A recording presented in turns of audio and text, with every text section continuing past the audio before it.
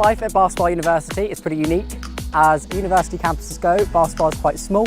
You can't walk from one end of campus to the other end of campus without seeing people you know. It's a really close environment, so you're not just a name on a piece of paper, you're a human who people get to know.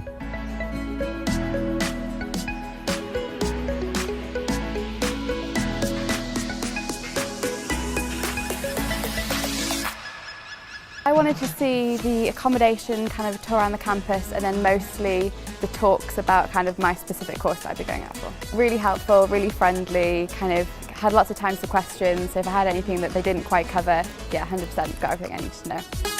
So it's a beautiful, beautiful place, and I was very impressed by the campus and the beauty of the buildings and the spaciousness, and the enthusiasm of the staff and the comprehensiveness of the course has been very, very impressive.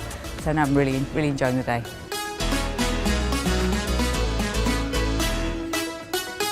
They are not really looking at only education, but creativity, making sure that you go out there, you are ready for the market, employability skills. On the open day, my top tip would be to go and speak to some student ambassadors. They're the students here, they know Bath Spa, they're living it, they're breathing it,